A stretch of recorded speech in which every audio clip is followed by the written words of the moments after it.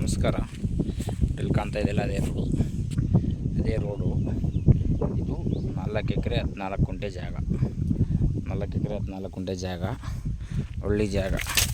ಒಂದು 90 ತೆಂಗಿನ ಗಿಡ ಇದೆ. 90 ತೆಂಗಿನ ಗಿಡ. ಇದು ಕಬ್ಬು ಹಾಕಿದ್ದಾರೆ. ಒಂದು ಬೋರ್ ಇದೆ, ಡ್ರಿಪ್ ಎಲ್ಲ ಆಗಿದೆ. ಫಸ್ಟ್ ಕ್ಲಾಸ್ ಜಾಗ ಮಾತ್ರ. ನಿಮಗೆ ನಂಜನಗೂಡಿಂದ ಒಂದು 28 ಕಿಲೋಮೀಟ್ರ್ ಆಗುತ್ತೆ. ನಂಜನಗೂಡಿಂದ 28 ಕಿಲೋಮೀಟ್ರು. ನೋಡಿ ಕಬ್ಬು ಅಷ್ಟು ಚೆನ್ನಾಗಿದೆ. ಕಬ್ಬೆಲ್ಲ ಹಾಕಿದ್ದಾರೆ. ಒಳ್ಳೆ ಕೆಂಪು ಮಣ್ಣು, ಏನು ಊತ್ಕತ್ತೆ ಅನ್ನಂಗಿಲ್ಲ. ಎಲ್ಲ ಫಸ್ಟ್ ಕ್ಲಾಸಿಗಿದೆ ಜಾಗ ಮಾತ್ರ. ಕಬ್ಬು ಹಾಕಿದ್ದಾರೆ, ಬಾಳೆ ಹಾಕಿದ್ದಾರೆ. ಒಂದು 90-100 ಗಿಡ ತೆಂಗಿನ ಗಿಡ ಇದೆ. ಫಸ್ಟ್ ಕ್ಲಾಸ್ ಜಾಗ.